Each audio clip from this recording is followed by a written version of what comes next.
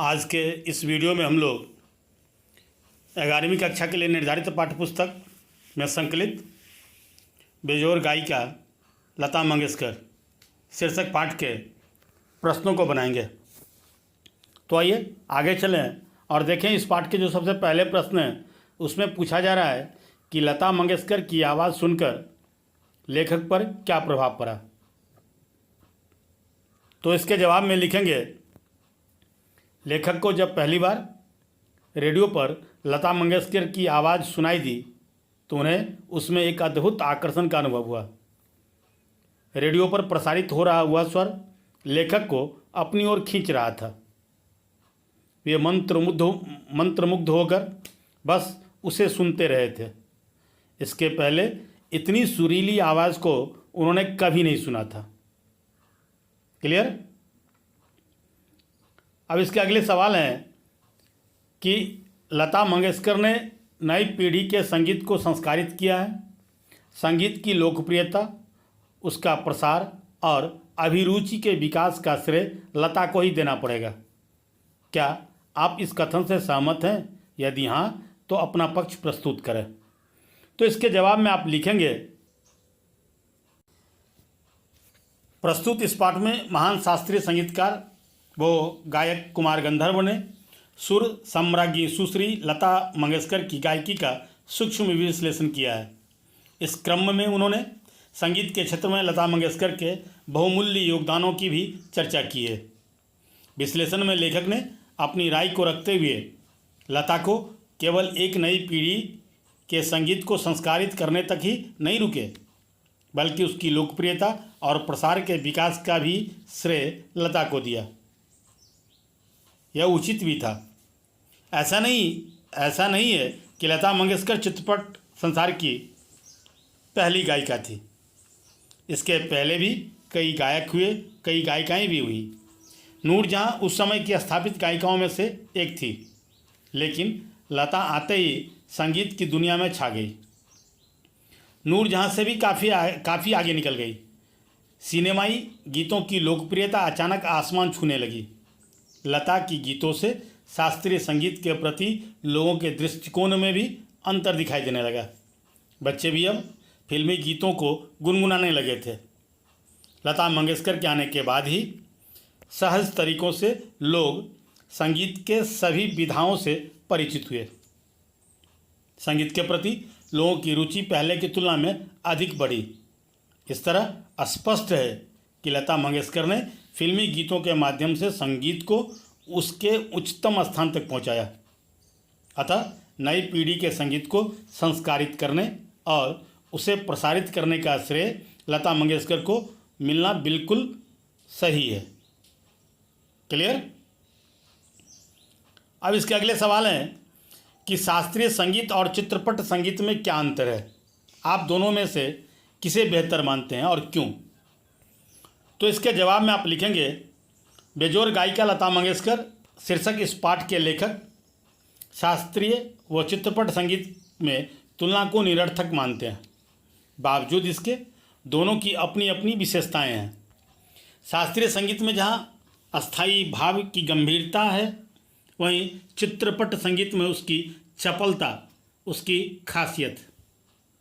इसके अतिरिक्त सिनेमाई संगीत में प्राथमिक अवस्था का ताल होता है, पर शास्त्रीय संगीत में ताल अपने परिष्कृत रूप में होता है। चित्रपट संगीत में आसान लय और उन्मुक्तता अधिक होती है, जबकि शास्त्रीय संगीत नियमों से अधिक आबद्ध होती है।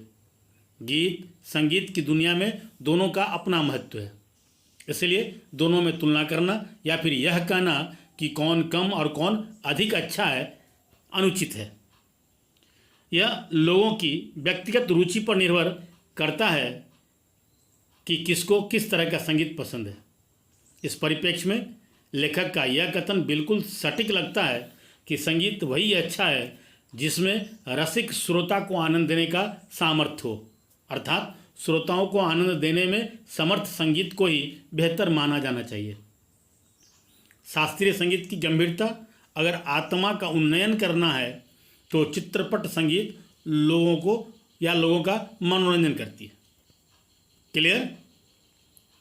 अब इसके अगले सवाल हैं कि कुमार गंधर्व ने लता मंगेशकर के गायन की कौन कौन सी विशेषताएं बताई हैं, साथ ही उन्होंने लता मंगेशकर के गायन के किन दोषों की चर्चा की है। तो इसके जवाब में आप लिखेंगे, इस पाठ में लेखक कुमार गंधर्व ने लता मंगेशकर के गायन कला का बहुत ही सूक्ष्म विश्लेषण किया है। उनके अनुसार लता की लोकप्रियता का सबसे बड़ा कारण उनके गाने का तरीका है। दूसरी, उनके स्वरों की निर्मलता। लता के जैसे स्वरों में निर्मलता दुर्लभ है। यही दुर्लभता उन्हें अन्य गायकों से अलग करता है। इनका नादमय उच्चारण इनके गाने की एक अन्य विशेषता है। उनके गीतों में दो शब्दों के बीच स्वरों का आलाप से मानो ऐसा लगता है जैसे दोनों शब्द विलीन होते होते एकात्म हो जाते हैं। इस तरह की साधना अत्यंत कठिन है, पर लता में यह स्वाभाविक रूप से दिखाई देते हैं। लेकिन लेखक को लता के गीतों में कुछ दोष भी लगता है। लता श्रृंगार रस की तरह करुण रस के साथ न्याय नहीं किया है। उनके गीतों का उच्च पट्टी में होना लेखक को दूसरा दोष लगता है।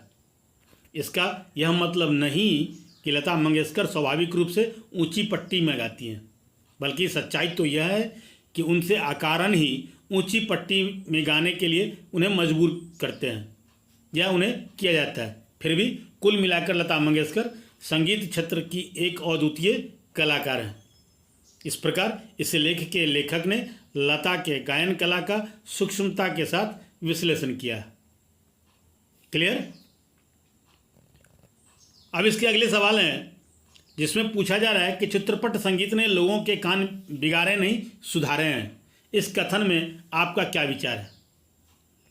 तो इसके जवाब में आप लिखेंगे, शास्त्रीय संगीत और चित्रपट संगीत दोनों सुने जाते हैं, लेकिन चित्रपट संगीत को अपेक्षाकृत अधिक लोग सुनना पसंद करते हैं। कारण यह संगीत लोक रुचि के अनुरूप है। खानदानी गवैयों के आरोपों को अगर माने तो चित्रपट संगीत ने लोगों के कान को बिगाड़ दिए हैं। इन्हीं बिगड़े कानों के कारण ही लोगों को अब शांत स्निग्ध स्वर की जगह तेज वाद्य यंत्र वाले संगीत अधिक सुहाते हैं। मतलब सिनेमाई संगीत ने संगीत के स्तर को नीचे गिरा दिया है। जबकि खानदानी गवैये के घराने से ही आने वाले इस पाठ के लेखक कुमार गंधर्व की राय बिल्कुल अलग है। उनका मानना है कि चित्रपट संगीत लोगों की रुचि के अनुकूल है। पहले उटपटांग गाने वाले सामान्य आदमी अब इससे लयबद्ध तरीके से गाना सीखे हैं। चित्रपट संगीत लोगों के कान को बिगाड़े नहीं बल्कि सुधारे हैं। यह सच भी है। फिर भी जो कोई इस कथन से सहमत नहीं है वे भी पूरी तरह गलत नहीं कहते। वे भी उनकी इस कथन को पूरी तरह गलत नहीं कहते। जो सहमत नहीं है वे भी। क्लियर? अब इसके अगले सवाल हैं कि चित्रपट संगीत की प्रसिद्धि के क्या कारण हैं? इसके विकास को आप सही मानते हैं? यदि हाँ तो कैसे? तो इसके जवाब में आप लिखेंगे, वर्तमान समय में फिल्मी गीतों का वर्तमान समय फिल्मी गीतों का है। इसको सुनने वालों की अच्छी खासी संख्या हर जगह है।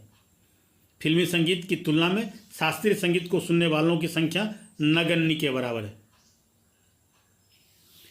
अर्थात बहुत कम है।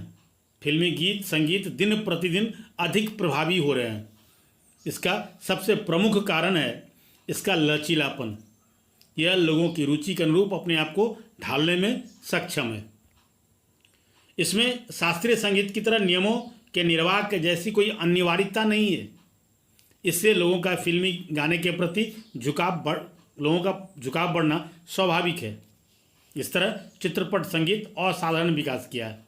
लेकिन यहीं यह सवाल भी उठता है कि क्या चित्रपट संगीत भारतीय परंपराओं और नैतिक मूल्यों के अनुरूप है?